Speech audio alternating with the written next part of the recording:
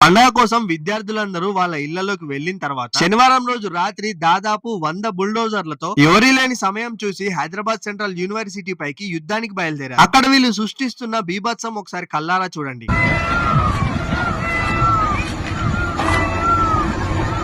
ఇది చూస్తుంటే నాకు ఏం గుర్తొస్తుందో తెలుసా?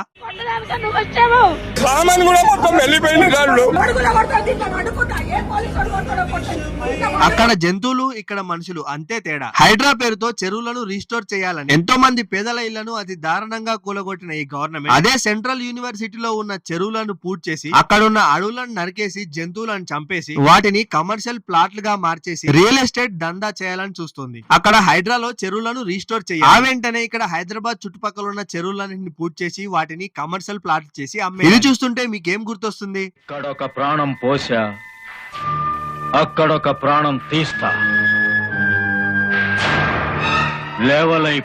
రేవంత్ రెడ్డి గారు చాలా సార్లు చెప్పారు, రాష్ట్రానికి అప్పులు ఎవరు ఇవ్వడం లేదు, అప్పులు ఇవ్వడం లేదని హైదరాబాద్ సెంట్రల్ యూనివర్సిటీ పైన పడ్డారు. ఎందుకంటే ఈ ల్యాండ్ లో కమర్షియల్ ప్లాట్స్ వేసి అమ్మితే దాదాపు 20,000 కోట్ల బిజినెస్ వస్తుంది. అదర్ కంట్రీస్ లో పర్యావరణానికి ఎంత ప్రాధాన్యత ఇస్తారో తెలుసా? ఇండియాలో రోడ్డు వేసేటప్పుడు ఎన్ని చెట్లు అడ్డొచ్చినా వాటిని కట్ చేసి రోడ్డు వేసి, అదే ఇక్కడ చూడండి, వీళ్ళు ఒక్క చెట్టు అడ్డొస్తే రోడ్డు అటువైపు నుంచి తిప్పుకొని మరీ వెళ్ళిపోయారు. రేవంత్ రెడ్డి గారు అసెంబ్లీలో మాట్లాడారు, అక్కడ పులులు, సింహాలు, జింకలు ఏవీ లేవు, కొన్ని గుంటనక్కలు ఉన్నాయి అని అంటారు. అది ఒక వేస్ట్ భూమి, దేనికి పనికిరాదు అన్నట్టుగా మాట్లాడుతుంది. కానీ ప్రస్తుతం కాలుష్యంలో చిక్కుకుపోతున్న హైదరాబాద్ కి అది ఒక ఊపిరితిత్తు లాంటిది. దాదాపు 1800 ఎకరాల అడవి, ఒక పెద్ద ఎకో సిస్టమ్. ఇలాంటి ఎకో సిస్టమ్ క్రియేట్ చేయడానికి దాదాపు 50 సంవత్సరాల కన్నా ఎక్కువే పడుతుంది. ఈ ల్యాండ్ హైదరాబాద్ సెంట్రల్ యూనివర్సిటీదా లేకపోతే తెలంగాణ గవర్నమెంట్? ఇది చెప్పే ముందు మన సీఎం రేవంత్ రెడ్డి గారిని కొన్ని క్వశ్చన్లు అడగాలనుకుంటున్నాను. చెరువులు కబ్జా చేసి ఇల్లు కడుతున్నారు అని చెప్పి హైడ్రా పేరుతో మళ్ళీ చెరువులన్నీ రీస్టోర్ చేయాలని చెప్పి ఎంతమంది పేదల ఇల్లు కూలగొట్టారు? అదే మరి ఇప్పుడు అద్భుతమైన అడవిని పాడు చేసి అందులో ఉన్న లేక్స్ ను పాడు చేసి అక్కడ లేఅవుట్ చేసి వాటిని కమర్షియల్ గా ఎలా అమ్మాలనుకుంటున్నారు?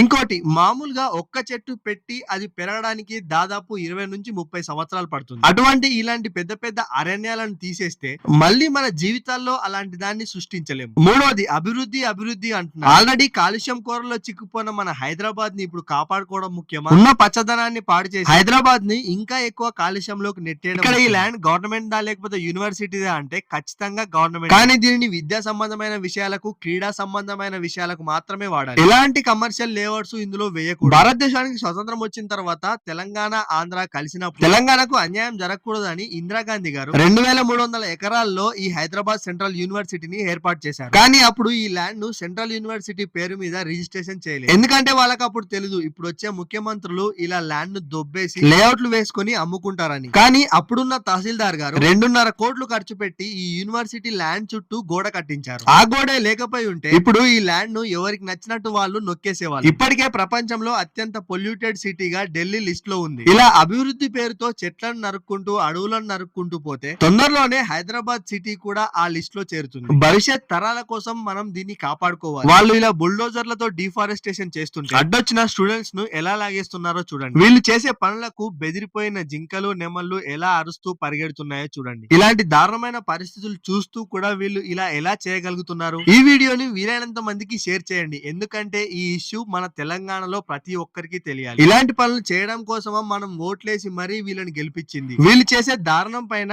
అందరికీ ఒక అవగాహన తెప్పించండి.